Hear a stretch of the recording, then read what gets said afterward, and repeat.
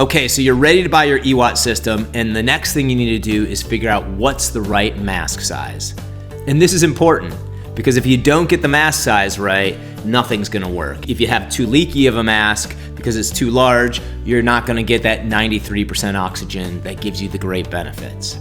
And on the flip side, if you get a mask that's too small, it's not gonna fit around your face right, and you're gonna feel like you're trying to breathe through a straw. And no one enjoys that experience. So we need to get the mask right. Okay, and it's not that hard once you learn a few things, but let me give you an example. I had a customer call me recently, and he bought our system, he got it home, he set it up, he went to do his first session, and it wasn't working because he was getting all these leaks. Air was leaking in through the sides and his chin, and then he would adjust the chin up, and then there was air leaking through his nose, so he called us frustrated. And that makes sense, right? You've been waiting for this EWOT system, it arrives, you set it up, you go to do your first session, and boom, you're getting air leakage. So we talked through it and trying to understand what was going on, and once we dove into it, we realized he probably didn't have the right mask size. So I asked him, did you measure for mask size when you purchased it? He said, no, I didn't measure it. I'm 6'3", so I was certain I needed the largest mask. No need to measure, right? Well, unfortunately, that's not the way it works. It's not based on your height necessarily, or your weight, or whether you're a large person or a petite person. You want to measure, because I've seen all mixes. I've seen people who are 6'3" and they don't need our largest mask. And I've seen petite women who don't need our smallest mask. And so you want to make sure you've got the mask that fits right for you. The one that's making a good seal and that's comfortable and gives you the right amount of space. So let's go into it and learn how to get the right mask to make sure you can get the most out of your EWOT system. So the very first thing you need to do when you're getting ready to purchase is you need to go to our website and look at the mask sizing guide. Here's an image of it right here. And all you're gonna do is measure the length from the bridge of your nose to the tip of your chin right here. And that measurement will help you determine which size mask. So go measure it and make sure you get the right size mask. If you're right on the line between the two of them, I often recommend people go up to the next size, but only if you're really close, say 1/8 of an inch off, because they'll give you a little bit more room in the face, and it'll just feel a little less claustrophobic. If you have any questions, if it is the right mask, when you get it, you'll get it in a bag like this. And before you open the bag, you can push the plastic in and test it without opening it. So I can test it up to my face and just make sure I'm getting a good seal and there's no air leakage. The reason we want to do this is we can't resell an open mask for hygienic reasons, so we can't take a return. But you can test it in the bag, and if it doesn't fit, no problem.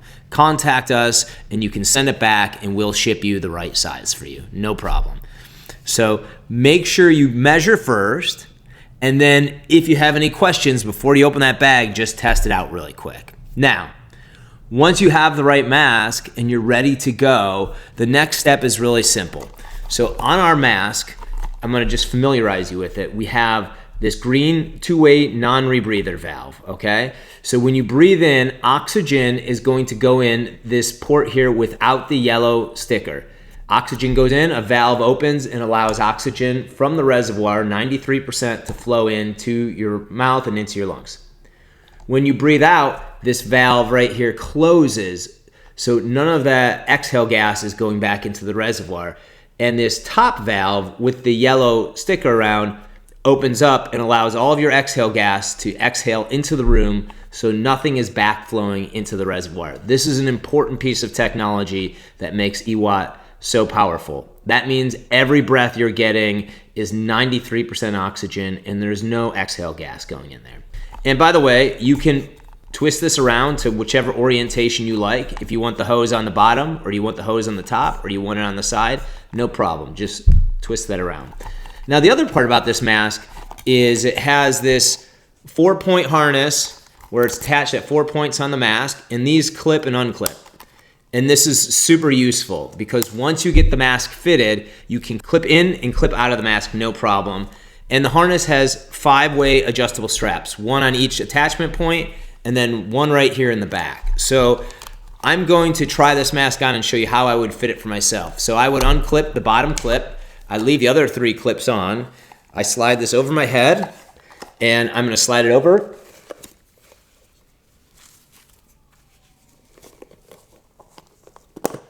And then I'm gonna clip it on.